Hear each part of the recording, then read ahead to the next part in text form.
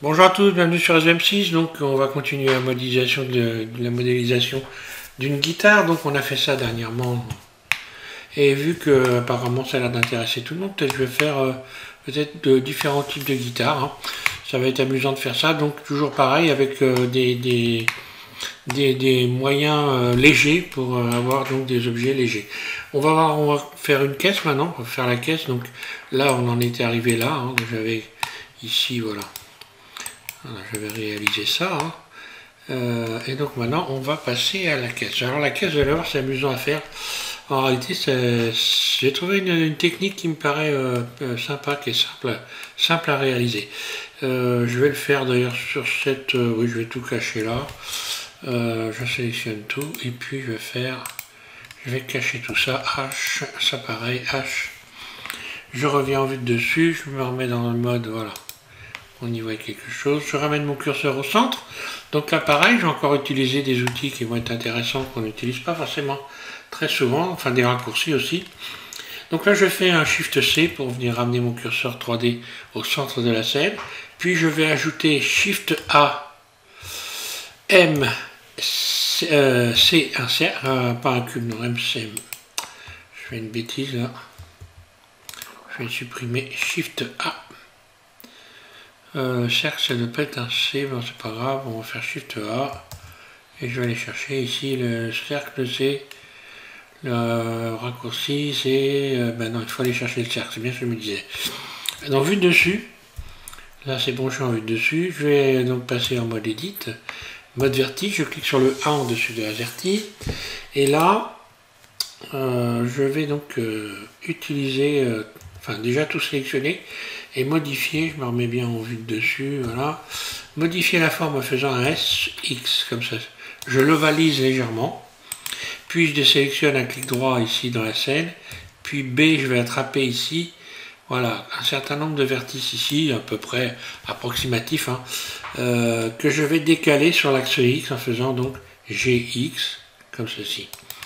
Puis je rajoute ici un vertice en faisant un CTRL R, un clic gauche. J'en rajoute un autre ici, CTRL R, un clic gauche. Je sélectionne ces deux vertices et là je fais S surface. Donc là, attention à prendre le bon mode, barycentre, surface. Là, une fois que j'ai fait ça, je sélectionne tout et je vais aller donc dans la boîte à outils Loop Tool.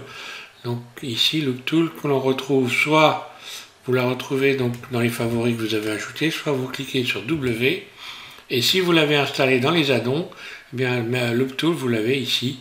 Et il suffit de faire espace. Donc là, on voit que tous les vertices sont mis à un espace égal. Donc pour avoir quelque chose qui soit propre, on peut subdiviser. Par exemple, je vais subdiviser. Donc moi, je l'ai dans mon menu outils, ici dans mon menu favori. Autrement, subdiviser, on doit le retrouver, je crois, il me semble... Subdiviser, on va retrouver ça dans, peut-être dans Mesh, je me rappelle plus, la face s'arrête, désubdiviser, subdiviser, voilà, vous trouvez ça dans les arêtes. Je subdivise et là donc automatiquement j'ai cette fenêtre qui s'est ouverte. Bon bah voilà, je l'ai subdivisé une fois, ça suffit largement. Je vais juste venir remettre ça bien régulièrement en utilisant encore une fois de plus la boîte à outils Loop Tool. Ici je vais faire relaxer. Voilà, comme ça j'ai une belle forme. Alors cette forme-là, on peut la travailler, hein. Par exemple, je vais faire un SX, je peux l'allonger comme ceci, ce qui ne serait pas très terrible, mais je peux également, par exemple, éventuellement sélectionner un ensemble comme celui-là, faire une surface, réduire un peu, puis je resélectionne tout, je vais réutiliser une fois de plus la boîte à outils Loop Tool pour revenir relaxer. Voilà, je vais relaxer, là. Comme ça, j'obtiens une autre forme, éventuellement, pourquoi pas. Je peux modifier une partie. Donc, par exemple, ici, je pourrais donc faire un SX et puis venir donner ce type de forme-là. Puis GX, comme ceci. Puis je sélectionne tout, puis je fais un SX pour venir un peu réduire. Enfin bon, ça c'est amusant, c'est intéressant de travailler comme ceci, de faire en sorte d'essayer de modifier les formes, de jouer avec ça pour acquérir, j'ai envie de dire, une dextérité dans ce domaine-là, travailler sur les formes, essayer de déformer les choses de différentes façons. Là, je fais un SX, je peux déformer comme ceci, puis GX, le redéplacer comme ça, pourquoi pas. GX, voilà, on pourrait imaginer un autre type de guitare, j'en sais rien, voilà. Mais vous pouvez même inventer une forme de guitare, ce qui serait encore mieux, d'ailleurs. Mais bon, déjà, tiens, allez, on va garder ça comme une... Alors là, je pourrais avoir des ouïes de violon, par exemple, hein. Il y a ce type de guitare jazz ici, qui valent très cher, d'ailleurs, j'adorerais en avoir une, mais c'est pas donné, sur lesquels il y a des ouïes, donc pour jouer du jazz, c'est génial. Donc là, je vais faire un SX, voilà. Je vais venir remettre ça en place. C'était juste pour vous donner des idées. Voilà, une fois qu'on a fait ça, donc je vais une fois de plus quand même relaxer, hein, pour être sûr que tout ça va bien, relaxer. Voilà, je sélectionne tout et relaxer. Bon, je vais garder cette forme-là qui est plutôt pas trop mal, je trouve. Et puis, je vais fermer ça, voilà, je ferme en faisant F. Voilà. Et je vais extruder, extrude. Donc là, je fais directement E, je bouge ma souris vers le haut. Donc j'extrude vers le haut tout le temps là, parce que ça me permet de garder les faces. On va le voir ici, je vais y aller regarder l'orientation des faces ici. Ça me permet de garder l'orientation des faces bleues. Parce que si je faisais le contraire G, Z, je me retrouve avec des faces rouges. Ce qui ne va pas correspondre au manche. Le manche, lui, aura des faces bleues. D'ailleurs, on contrôlera à la fin. Vous verrez qu'il a les faces bleues. Alors, on va encore une fois de plus ici utiliser l'outil qui permet de faire pivoter. C'est un outil que j'ai pas jusqu'à maintenant pas utilisé très très souvent. Et c'est une erreur parce que c'est un outil intéressant. Donc, je vais faire pivoter. Donc, vous cliquez ici sur élément actif. Hein.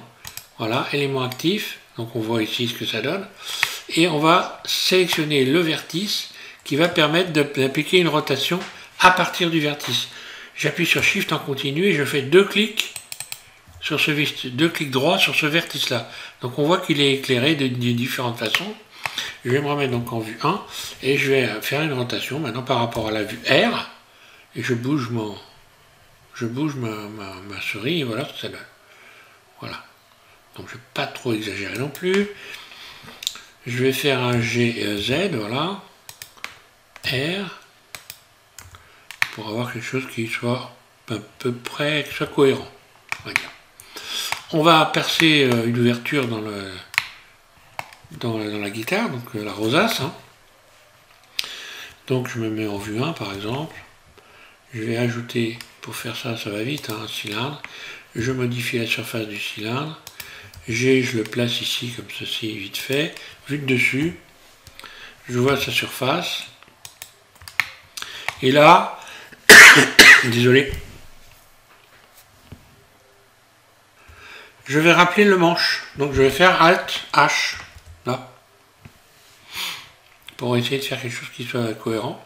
Donc là, on voit bien que il y a un problème de proportion, n'est-ce pas?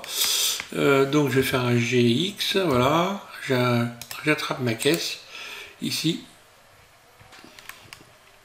Alors je vais faire l'ouverture, créer l'ouverture. Donc là, il faut que ça soit bien au milieu. Hein. Je sélectionne mon cylindre, puis Shift, je sélectionne la caisse et je vais faire Shift CTRL moins. Voilà, j'ai créé une ouverture. Je vais supprimer la face qui est à l'intérieur ici, X face. Et puis j'aurais pu même d'ailleurs avant de supprimer la face, je vais la remonter en faisant un GZ. Voilà, comme ça je crée une sorte de petit bord, X face, voilà. Donc là j'ai ma caisse, je me mets en vue de dessus.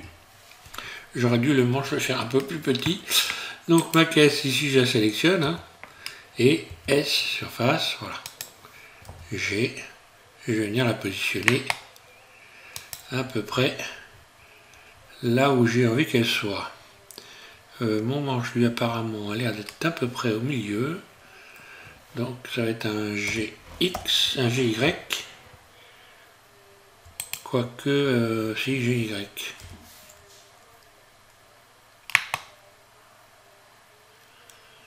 Là. Alors ensuite, évidemment, on va faire monter ça, GZ, là, et je viens ramener ça au niveau, ici, de la table des frettes, et je vais augmenter ici cette face, là, abaisser cette face là, en faisant un GZ, pour venir faire coïncider les éléments. À savoir qu'ici, ça vient un peu plus loin que ça, ici, hein, la table des frettes, là. Donc les frettes, j'aurais peut-être dû les mettre après, avant, enfin, voilà, au dernier moment. Hein. Là, voilà. Je vais faire un GX. Et après, il n'est jamais trop tard pour en refaire une autre. Hein. Là, CTRL B, extrude, CTRL B pour faire un biseau, et voilà. Alors, ma caisse, je vais l'adoucir, bien sûr, parce que là, on voit bien que elle est quand même très marquée. Donc, objet, lisser, puis ici, je clique ici, et je viens chercher auto-lisser, voilà. Donc là, ça me donne ça, bon. Disons qu'elle est un peu plus ici qu'une guitare normale. Ici, la courbe n'est pas tout à fait la même, mais vous avez des guitares folk américaines qui ont un peu cette grosse partie là, cette très gonflée, que pour certains vous connaissez, je ne vais pas donner le nom parce que je ne vais pas là pour faire de la pub, mais voilà. Par contre, qui ont une sonorité extraordinaire. Donc voilà pour la caisse. Alors la caisse, on peut toujours après éventuellement la modifier, hein. Rien n'empêche de retravailler le truc. On se met en vue de dessus, on se met en mode transparent Alt Z, on va se mettre en mode vertice ici, et puis sélectionner des éléments. Alors là par contre, je crois que le mieux ça va peut-être... Ouais, après je suis obligé de reprendre tous les tours, hein. Donc si je fais par exemple une surface Y, SY, si je voulais par exemple grossir légèrement ici, donner une forme plus allongée en faisant un SX comme ceci, GX, on imagine, hein, voilà, on imagine que je vais refaire que ma caisse me plaît pas. Bon là je suis obligé évidemment de reprendre ici tous les éléments en faisant relaxer. Pareil, le tool relaxer, là pareil, je resélectionne dessus. Attention de tout sélectionner évidemment. Et relaxer. Là. Alors je regarde ma caisse. Je me mets en vue dessus.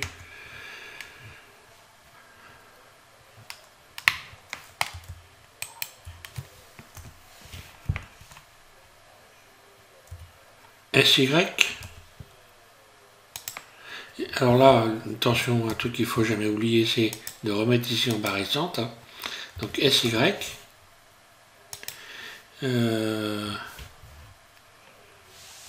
Qu'est-ce que je pourrais lui donner comme autre forme?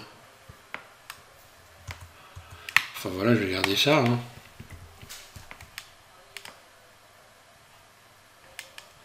Je réfléchis. Ça, je pourrais modifier cette courbe-là. Tiens, on va essayer un truc que j'ai encore pas fait.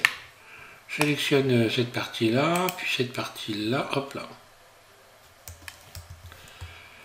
Puis cette partie-là qui est en face.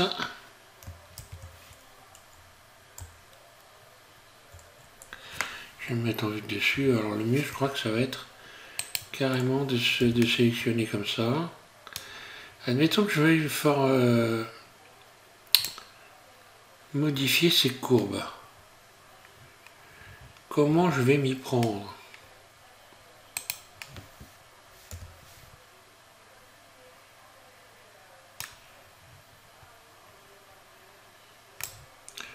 Ouais, le mieux c'est de sélectionner avec la boîte là. Et puis en mode individuel peut-être. J'essaye. Hein. Et en mode individuel, je vais faire une surface sur Y. On va voir ce que ça va donner. Y, mais par contre, est-ce que ça va se modifier? Ouais. Si, donc là, ça me l'a réaplati légèrement. Maintenant, si je fais un SY que j'agrandis. Donc en mode barycentre, S, Y. Je reprends tous les tours. Je vais venir donc ici reprendre ce tour là, faire un loop tool relaxé, voir ce que ça donne. Ah oui non, là je n'obtiens pas exactement ce que je voulais obtenir. Bon, je reviens en arrière, c'était un essai. Faut toujours essayer des trucs. Bon alors voilà, on a notre caisse. Ok, grosso modo en termes de proportion, c'est je me mets en vue dessus, je suis pas trop mal. Peut-être que le manche là ici, ça va être un petit peu long. Donc je vais sélectionner tout ça. Je vais déjà la table des frettes ici l'ajouter ici en faisant un CTRL J, voilà, pour que tout ça aille ensemble, soit soudé. Quoique j'aurais pu ne pas le faire. Il y a un truc qu'on peut faire aussi, on peut très bien sélectionner, je vais revenir en arrière, CTRL Z, je peux parfaitement sélectionner ces deux éléments, puis les emmener en mode Edit, je me mets en vue dessus, et puis je peux sélectionner. Alors là par contre la table ici, ça va pas le faire trop. Et oui, parce que si je réduis le manche, il faut que je réduise tout. Il faut que je réduise tout le manche. Donc je vais faire un A, S, X. Là, je le réduis comme ça. Et après, je vais venir le replacer à partir d'ici. Oui, là, si je le réduis, il faut tout réduire en même temps. Voilà, bon, bah, autrement, après, voilà. Après, je réduis mon manche. Rien ne m'empêche de faire un GX, comme ceci. Et puis, rajouter une nouvelle fois. CTRL B. Extrude. CTRL B. Voilà. Donc là, on voit bien qu'on peut tout retravailler sans problème. Hein. Si je voulais, voilà, je mets partie mécanique ici, ben voilà. Hein. Je vais me mettre en mode transparent, Alt Z, mode vertice. Donc je sélectionne je clique sur le 1 au-dessus de AZERTY. Hein. Voilà, donc je sélectionne mon manche que j'emmène en mode Edit, ça sera mieux quand même. Voilà, mode vertice donc. Je sélectionne cette partie-là. Si je voulais l'agrandir, donc là on va regarder ce qu'on peut faire avec en utilisant ici le mode normal. Donc si je prends l'outil flèche ici, ou celui-là plutôt, ben, on voit que là, dans les normales, ça ne le fait pas. Donc ça veut dire que si je l'agrandis, je vais me mettre en mode, on va voir ce que ça va donner, en mode global.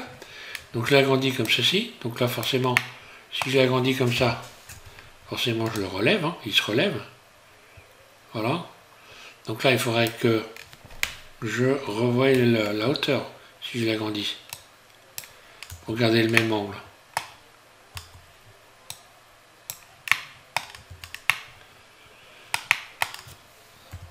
Voilà. Peut-être la surface sur Y là. SY, peut-être un petit peu exagéré. Et puis ici je pourrais faire une courbe aussi, ça se voit assez souvent, il y a cette partie là qui est courbée. Hein. On va le faire, voilà. Donc je sélectionne tout, A. J'utilise ici l'outil à bisecter là, et je fais un trait comme ça, voilà. Et je vais faire SX pour le mettre debout, droit mon trait là, SX0, là, comme ça je suis sûr que c'est bien droit. Et je vais faire une surface sur l'axe Y, SY, pour venir comme ça, légèrement, donner une légère courbe ici. D'ailleurs, je ne sais pas, non, ça passera. Voilà, ce qui me donne cette forme là. Je vais même en rajouter une autre à bisecter. D'ailleurs, non, je vais carrément, voilà. Le mieux, c'est que j'attrape cette boucle là et je vais faire un CTRL B, un biseau, j'écarte comme ça. Donc, je rajoute un au milieu. Là, ce qui va me permettre éventuellement surface S, Y.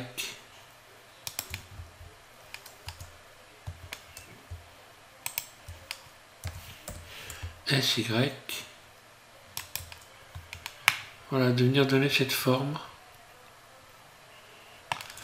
Et dessus. Voilà, bon, je vais pas non plus aller beaucoup plus loin. Je vais donc ressortir maintenant de mon mode de vue. Donc là, on voit bien que toutes les parties, il n'y a pas de rouge, hein, donc tout est bien et parfaitement correct hein, en termes d'orientation des faces. Hein. Voilà, donc je vais revenir donc sortir de l'orientation des faces ici pour revenir rechercher ma guitare. Voilà, puis on va faire encore un tuto, on va faire un petit chevalet sympa là, les mécanismes aussi. Allez, on fera prochain tuto un chevalet des mécanismes. Alors vous remarquerez que je n'ai pas gonflé la caisse ici en règle générale, une guitare. La caisse n'est pas plate là, elle est un peu gonflée. Bon, je pourrais mettre une grille à la place de ça. Je pourrais la gonfler aussi. Bon, le truc, ça s'appelle guitare flash. Donc voilà, hein. Il s'agit de créer un objet déjà, de travailler sur des outils, sur le plus d'outils possible, de trouver des solutions pour arriver à faire ça.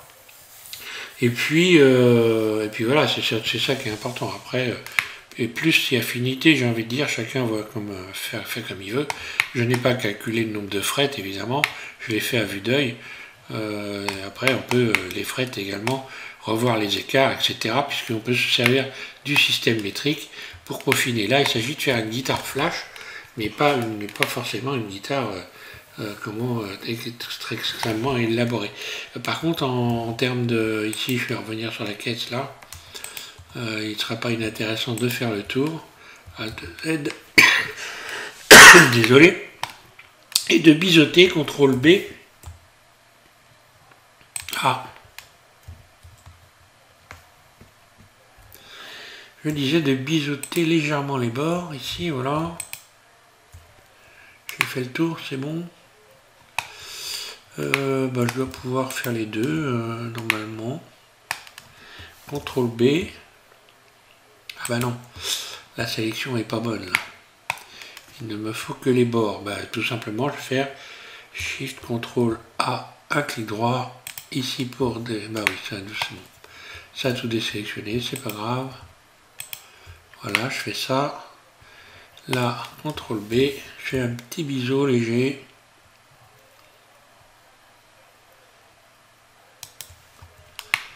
Et pareil ici.